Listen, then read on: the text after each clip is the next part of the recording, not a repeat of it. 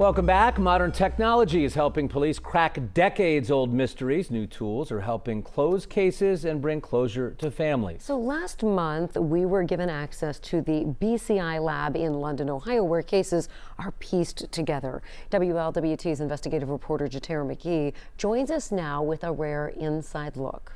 Well, some of the new technology is pretty pricey, and some of it involves using an iPhone. Together, it's helping solve crimes and cases that have puzzled investigators for years.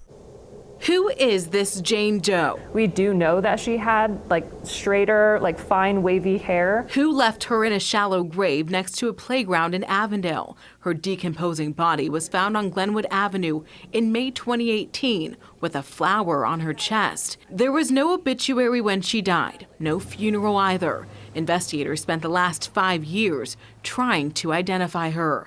Sometimes they're homicide cases, but they can't be worked until we know who the victim is. We don't have a suspect, we don't have witnesses, we don't have relatives until we know who they are. Samantha Monar is a criminal intelligence analyst at Ohio's Bureau of Criminal Investigation. They're now assisting the Hamilton County Coroner's Office. Monar built a clay facial reconstruction of the woman, a tool to help the public put a name to a face. We used to do a CT scan of the skull, and then we would use that to generate a 3D image that could be printed on a 3D printer. But now we actually just take pictures on our iPhones, and we upload those pictures into a software, and that generates the 3D image.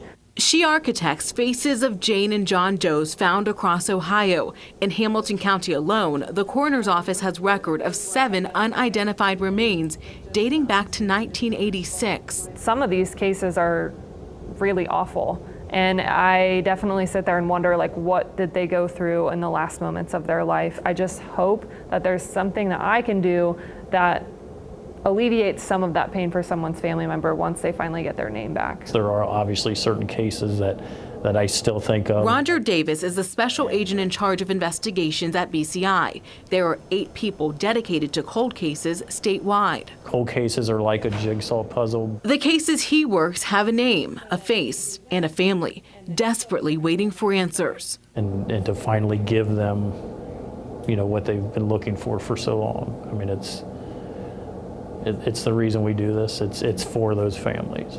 BCI helped investigate what happened to Cheryl Thompson, a 19-year-old UC student who went missing in 1978. She was raped, murdered, and found dead in Loveland. Advances in DNA analysis helped investigators close the case last year, pinning the murder on Ralph Howell, a suspected serial killer.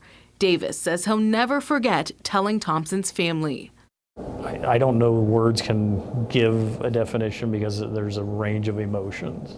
I mean, you're talking multiple decades that somebody's been looking for answers to something. And here's one more look at the Jane Doe found in Cincinnati in 2018. The coroner's office says she was white or biracial, between 35 and 60 years old. They estimate she was 5'3" to 5'10", with no tattoos.